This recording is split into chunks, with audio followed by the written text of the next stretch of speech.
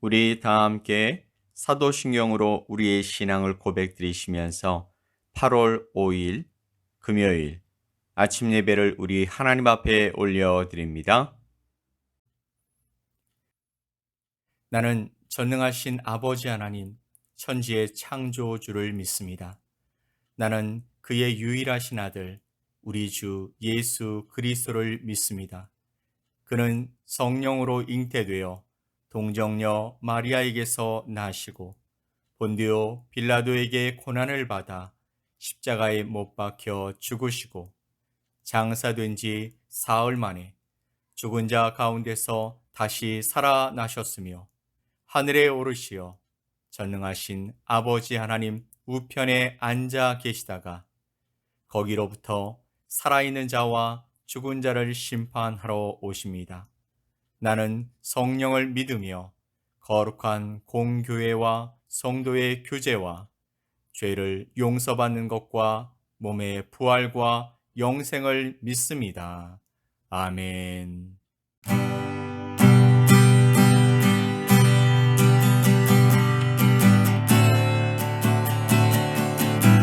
주님의 마음을 본받는 자, 주님의 마음을 본받는 자, 그 마음에 평강이 찾아오면 험악한 세상을 이기리니 하늘로부터 임함이로다.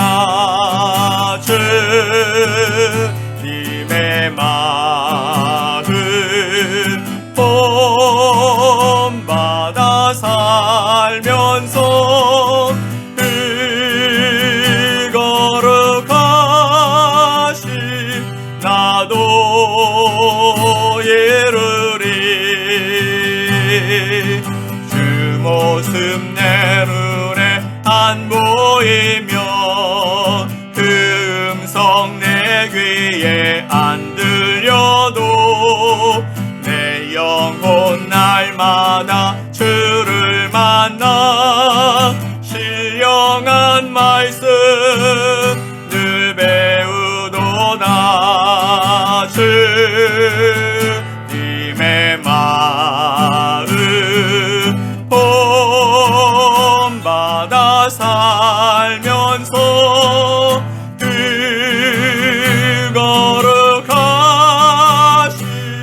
나도 이루리. 많은 길 거칠고 험하여도 내 맘에 불평이 없어짐은 십자가 고난을 이겨내신 주님의 마음 본받음이라. 주님의 마음 본받아 살면서 그 거룩하신 나도 이루리. 주 예수 세상에 다시 오실 그날엔 무성도 변화하여 주님의 빛나는 그 영상을 다 함께 보며 주 찬양하리. 주님의 마음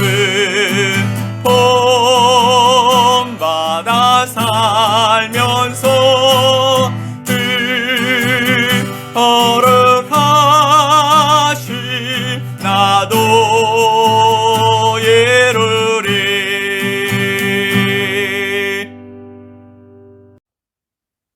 오늘 함께 보실 하나님의 말씀은 사무엘상 25장 9절로 13절 말씀입니다.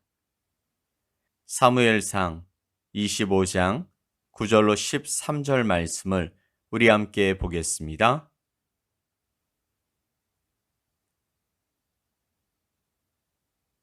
다윗의 소년들이 가서 다윗의 이름으로 이 모든 말을 나발에게 말하기를 마침에 나발이 다윗의 사환들에게 대답하여 이르되 다윗은 누구며 이새의 아들은 누구냐? 요즘에 각기 주인에게서 억지로 떠나는 종이 많도다. 내가 어찌 내 떡과 물과 내 양털 깎는 자를 위하여 잡은 고기를 가져다가 어디서 왔는지도 알지 못하는 자들에게 주겠느냐 한지라. 이에 다윗의 소년들이 돌아서 자기 길로 행하여 돌아와 이 모든 말을 그에게 전하매 다윗이 자기 사람들에게 이르되 너희는 각기 칼을 차라 하니 각기 칼을 차매 다윗도 자기 칼을 차고 400명 가량은 데리고 올라가고 200명은 소유물 곁에 있게 하니라. 아멘. 오늘 사무엘상 25장 말씀은 사무엘의 죽음으로 시작하고 있습니다. 즉 이제는 사사 시대가 끝나고 다윗의 시대가 열린다라는 것입니다. 그러면서 한 가정의 이야기로 자연스럽게 연결되고 있습니다.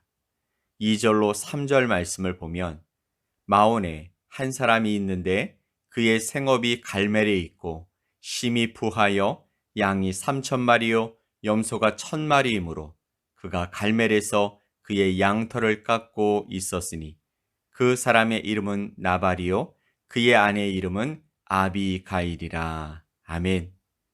그 주인공은 바로 나발이라는 사람입니다. 사실은 그가 주인공은 아닌데 아주 중요한 교훈을 주는 사람으로 등장하고 있습니다. 그는 말씀을 보니 부자였습니다. 말씀 속에서 그를 소개하며 심히 부하여 양이 3,000마리요 염소가 1,000마리이므로 그가 갈멜에서 그의 양털을 깎고 있었으니 라고 말씀하고 있습니다. 구약 학자에 의하면 이런 방법의 속에는 나발의 소유가 그의 인격보다 우선했기 때문이라고 말합니다. 실제로 성경은 곧이어 나발이 완고하고 행실이 악하다라고 평가했습니다. 히브리어로 이 나발은 어리석다라는 말입니다. 하지만 유대인은 누구도 아이에게 이러한 불명예스러운 이름을 붙여주지 않습니다. 아마도 나발은 그의 실제 이름이 아니라 그의 성격을 나타내는 무지나 경멸을 상징하는 별명으로 간주되는 것 같습니다. 나발은 우리가 보통 말해왔던 그런 형편없는 사람이 아니었을 가능성이 높습니다. 그는 정확히 말한다면 위대한 사람이었습니다. 나발을 부자라고 소개하고 있는 히브리어를 살펴보면 단순히 부자로 번역하지 않고 위대한 사람 또는 매우 강력한 사람으로 번역하고 있기 때문입니다. 나발은요, 단순히 어리석은 부자가 아니라 갈렙 가문의 유력자로서 갈렙 가문의 우두머리였을 것으로 추측해 볼 수 있습니다. 그는 갈렙 가문의 유력자로서 사울과 다윗의 관계를 너무도 잘 알고 있었습니다. 그가 다윗의 부하들에게 하는 말을 보면 그는 분명히 사울에게 속한 사람처럼 보입니다. 10절 말씀에 나발이 다윗의 사원들에게 대답하여 이르되 다윗은 누구며 이새의 아들은 누구냐? 요즘에 각기 주인에게서 억지로 떠난 종이 많도다. 당시 부자로서 유력자가 되었다라는 것은 정치 실세인 사울 왕과 밀접한 관련을 맺지 않고서는 있을 수 없는 일입니다. 우리가 성경을 읽을 때 간과하는 것 중에 하나는 사울이 이스라엘을 40년 동안 다스렸다라는 사실입니다. 여러분, 그 정도면 장기 집권이라 말할 수 있고 생각 이상으로 사울이 이스라엘 백성들의 지지를 받고 있음을 알 수 있는 대목입니다. 사울이 죽은 후에도 북이스라엘은 쉽사리 다윗 편에 서지 않았음을 보면서 사울의 영향력을 짐작해 볼 수 있습니다. 그가 다윗은 누구며 이새의 아들은 누구냐라고 말한 것은 정말 다윗을 몰랐기 때문이 아니라 일부러 다윗을 무시한 처사라고 말할 수 있습니다. 오히려 그는 사울과 다윗의 관계를 잘 알고 있었기 때문에 다윗이 사울 왕에게 등 돌린 사건을 슬쩍 비꼬면서 요즘에 각기 주인에게서 억지로 떠나는 종이 많도다라고 말하고 있는 것입니다. 나발을 어리석다라고 표현하고 있는 것은 그가 미련하고 지능이 떨어지기 때문이 아니라 다윗 편에서 볼 때 완고하고 행실이 악하기 때문이었습니다. 나발은 오히려 달변가였죠. 사실 그의 말을 통해 보면 그는 다윗을 정말 싫어한 것 같습니다. 나발은 다윗이 자신의 양떼를 지켜주는 것이 싫었고 다윗과 얽혀서 사울에게 미움받는 것은 더더욱 싫었을 것 같습니다. 나발은요, 갈렙 지파의 우두머리였으며 양이 3,000마리요 염소가 1,000마리나 되는 부자였기 때문에 당연히 종들도 많았을 것입니다. 여러분이 알고 있는 대로 아브라함은 종이 318명이나 되었는데 나발 역시도 수백 명의 종을 거느리고 있었을 것이 당연합니다. 그는 다윗의 도움이 없어도 자기 종들의 힘으로도 얼마든지 재산을 보호할 수 있으며 설령 다윗이 자신을 공격해 온다고 할지라도 막아낼 힘과 자신이 있었던 것입니다. 따라서 다윗이 자신이 원치도 않는 보호를 제공한 빌미로 그 대가를 요구했을 때 당연히 거절할 수 있었던 것입니다. 그런데 그가 한 가지 간과한 것이 있습니다. 바로 그는 세상적 가치만 따졌지 하나님의 눈으로 다윗을 바라보지 않았다라는 것이죠. 나발이 본 것은 그가 누구의 편이냐, 또 그가 지금 어떤 위치에 있느냐, 또는 그는 지금 나에게 유익한 사람이냐라고 하는 것입니다. 그의 눈에는요, 다윗은 자신에게 필요한 사람이 아니었습니다. 아니, 자신에게 위험한 사람이라는 것입니다. 세상 사람들은요, 자신의 이익을 위해 줄을 서곤 합니다. 자신의 신념, 또 믿음, 삶의 방향을 따라 거기에 부합하는 사람을 따르며 거의 맹목적으로 따르는 사람들도 있습니다. 파츠로 매주를 쓴다고 해도 그 말도 안 되는 상황을 그대로 믿고 같은 생각을 가진 사람들과 뭉쳐서 살아가기도 합니다. 그래도 부끄럽지도 않고 이상해하지도 않습니다. 많은 사람들이 그렇게 살아가면서 서로 위로하고 격려해주기 때문입니다. 그러나 그 반대로 살아가는 사람들은 자신을 위로해주고 격려해주는 그런 사람들이 없습니다. 많은 사람들의 말도 안 되는 공격을 받으면서 요새 말로 아웃사이더, 즉 아싸로 살아가고 있는 것이죠. 그러나 우리 하나님은 사람의 중심을 보십니다. 왜냐하면 외적으로 나타나는 것은 그렇게 보이려고 속이면 속을 수 있기 때문이죠. 그의 진짜를 보려면 중심을 보아야 알 수 있습니다.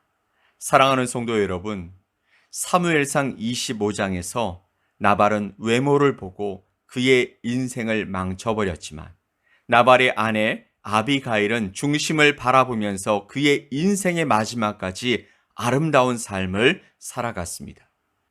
여러분은 무엇을 보고 살아가십니까?